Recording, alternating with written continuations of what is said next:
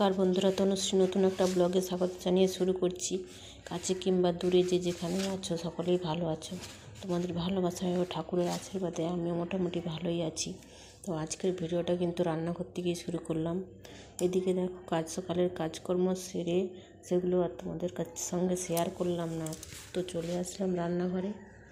ভাত বসাবো, উনুন ধরিয়ে দিয়েছি। তো আজকে কী দিয়ে রান্না করব দেখো বন্ধুরা, আজকে কাঠ দিয়ে রান্না করব। তো বন্ধুরা, কাঠ দিয়ে কীভাবে রান্না করি দেখো। নতুন বিয়ের পর আমি উনুনে রান্না করতে পারতাম না, তা সেই জন্য আমার শাশুড়ি মা আমাকে অনেক কথা শুনিয়েছে। অনেক সময় রান্না করতে বসে চোখের জলও ফেলেছি। এখন তো বন্ধুরা কাঠ দিয়ে রান্না করছি, এর আগে গাছের পাতা কুড়িয়েও রান্না করতে হয়েছে। তো কী করব বন্ধুরা, সবটাই মানিয়ে নিতে হয়েছে। এখন কাঠ পাতা যাই দাও না কেন, কোনো সমস্তটাই দিয়ে রান্না করতে পারি। তো অনেক রকমের দিন যায়, কিন্তু সেই দিনগুলো চলে যায়, কথাগুলো মনে পড়ে, তাই তোমাদের সঙ্গে একটু শেয়ার করলাম আমার সেই পুরনো দিনের কথাগুলো। আর কি জানো বন্ধুরা, সংসারের ত্যাগ আর স্যাক্রিফাইস, এই দুটো যারা করতে পারে তারাই কিন্তু জীবনে সুখী হতে পারে। তাছাড়া সুখী হওয়া কিন্তু অনেক কষ্টের ব্যাপার। আর এই সংসারের সমস্ত কাজকর্ম ছেড়ে কিন্তু ডেলি ব্লগ দেওয়া কিন্তু প্রচণ্ড চাপের হয়ে যায়, জানো বন্ধুরা। তো এই দিকে যখন একটু করে সময় পাই তখনই ভিডিও করে রাখি, কিন্তু একভাবে বসে ভিডিও করতে পারি না, একদমও সময় পাই না।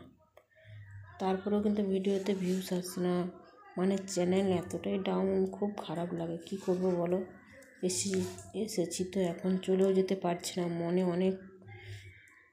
অনেক কষ্ট লাগে। অনেক কাছের বন্ধু তোমরা হয়ে গেছো, তোমাদের ছেড়েও যেতে পারছি না, তো ভীষণ কষ্ট হচ্ছে।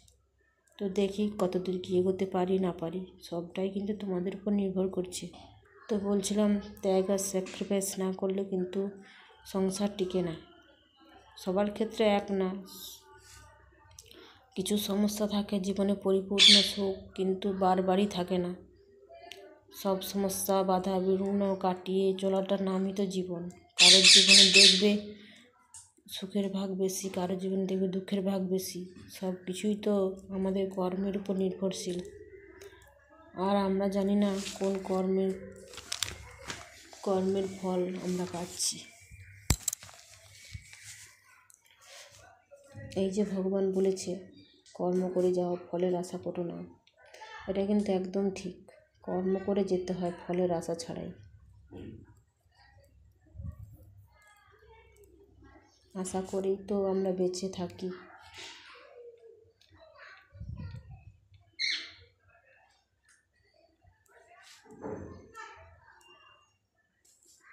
এই যে ওয়াইটিতে এসেছি আমরা অনেক আশা নিয়ে, জানি না আশা পূরণ হবে কি না।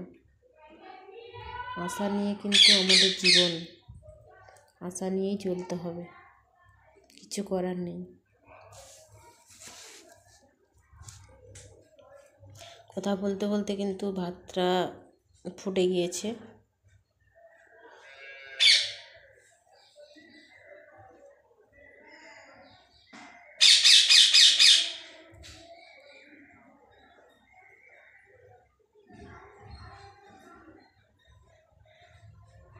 আর ওদিকে দেখো আমাদের বিট্টু কিরম চিল্লাচ্ছে,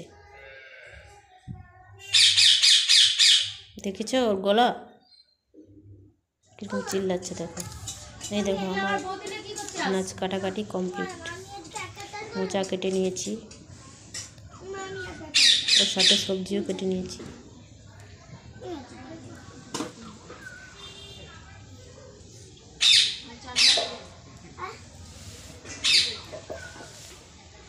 এই দেখো আমাদের বাড়ির চারপাশের দৃশ্যটা। এদিকে আমার শাশুড়ি মা গরু জাউলি সিদ্ধ করতেছে, গরুকে জাপ খেতে দিবে দুপুরের। এদিকে আমাদের জায়গাতে কালকে ধান ঝাড়া হয়েছিল, আর খড়গুলো রাখা হয়ে গেছে, আমাদের গরু বাঁধা আছে। এই দেখো তোমাদের সঙ্গে কথা বলতে বলতে আমার রান্না পুরো কমপ্লিট। এই হচ্ছে আমাদের দুপুরে রান্না বান্না, এগুলো দিয়েই আমরা খাবো। এগুলো দিয়ে আজকে রান্না খাওয়া, যে মোচার তরকারি, বরবটি আলু ভাজা, মাছের ঝাল আর আগের দিনের মাংসের ঝোল ফ্রিজে রাখা ছিল।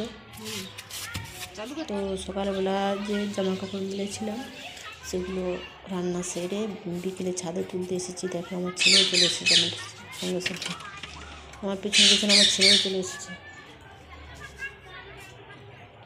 তো ভিডিওটা অনেক বড় হয়ে গেল, প্লিজ কেউ স্কিপ করবে না, পুরো ভিডিওটা দেখতে থাকো, ভালো লাগবে।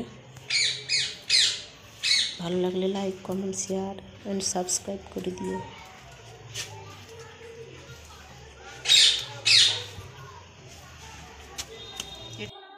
চলো এখানেই শেষ করছি, টাটা।